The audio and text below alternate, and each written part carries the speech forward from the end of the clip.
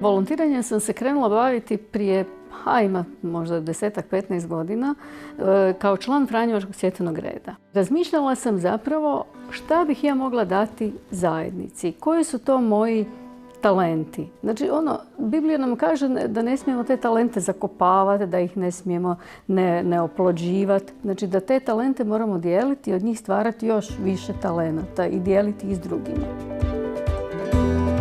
Našla sam na oglas na Facebooku na kojem su tražili tetu čuvalicu za štence. Javila sam se i kolegica volonterka iz Dumovca mi je dovela prva 2 štenca u kuću. S vremenom je to prešlo u neku vrstu zabave i ljubavi i cijela obitelj se uključila u to, pa smo nastavili čuvati za azil Dumovec.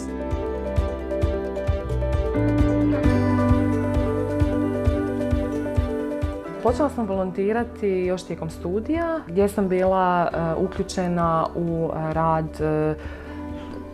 pravne klinike Pravnog fakulteta u Zagrebu gdje smo mi kao studenti volonteri pružali besplatnu pravnu pomoć socijalno ugroženim skupinama društva. Ja volontiram kao predsjednica udruge Laverna, a to obuhvaća i administraciju, znači vodim, ako treba, pisala sam statut, pa tako neke papirologiju, onda pišem projekte, pišem zamolbe za donaciju. Znači, to su tako nekakva, ja to zovem administrativno-financijski poslovi koje ja radim. Moje volontiranje je u stvari u mojoj kući. Znači, ja čuvam štence u svojem domu. Krenuli smo sa 2, nekad ih zna biti jako puno, ali samo zato što u stvari još uvijek tražimo veći broj ljudi koji bi se uključili u ovaj način volontiranja i uzimanja pasa u svoj dom. Ono što mi radimo je u stvari čuvamo ih 3 tjedna, znači to je stvar njege, brige, hranjenja, čišćenja. Učimo ih nekakvom normalnom kućnom redu, znači koristimo pelenice ili ih pokušavam naviknuti na dvorište. U svom volonterskom radu uključena sam u aktivnosti Isuvačke službe za izbjeglice i to aktivnosti integracije i predintegracije. Aktivnosti predintegracije primarno uključuje rad sa osobama koje se nalaze u prihvatilištu za tražitelje međunarodne zaštite u Zagrebu u Porinu, gdje sam bila uključena u rad sa djecom. Ja bih zapravo istaknula prvo svoje volontiranje, valjda nam se to najviše ureže u pamćenje. Ja sam krenula pomagati jednoj našoj Franjevki koja je stanovala u Radićevoj ulici i njoj je prvo trebalo, ne bila još pokretna, njoj je prvo trebalo iz placa petkom donijeti namirnice i ja sam njoj, ona bi mene nazvala šta treba i ja bi njoj odnijela.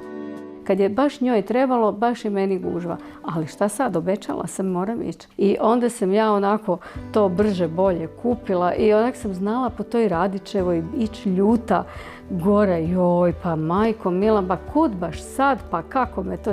I dođem tamo na vrata, a ona se ozari i meni, ja budem tako ispunjena. To bude tako nekako predivan osjećaj i ja se vraćam ko na krilima. Najviše mi je ostalo u sjećanju u stvari tužne priče jer nekad se dogodi da štene i ne preživi ili da dobije neku bolest. Koliko god se mi trudili i radili nešto, ne možemo mu pomoći. Takve stvari ostanu u stvari jer on nije došao ondje gdje je trebao doći, u nekakav svoj dom. Susret s jednim dječakom iz prihvatilišta koji me je pozdravio i došao sa jednom torbom punom obuće. Ja sam ga pitala gdje ide i što će s tom obućom. I on mi je rekao da je on svu tu obuću, bilo je tu više različitih pari cipela, tenisica, prikupio na jednom sajmu koji se nalazi u neposrednoj blizini prihvatilišta i da je to namijenio jednom drugom dječaku koji je upravo možda par dana ranije stigao u prihvatilište, a koji nije imao čizme za zimu. Meni daje posebno neku kvalitetu života. To daje neko ispunjenje. Nešto što onako razmišljam, pa nisam samo sebi okrenuta, nisam samo ja bitna. Za mene je volontiranje u stvari način na koji mogu pomoći životinjama. S obzirom da su životinje stalno neka moj centar svijeta u stvari i želim se baviti sa njima.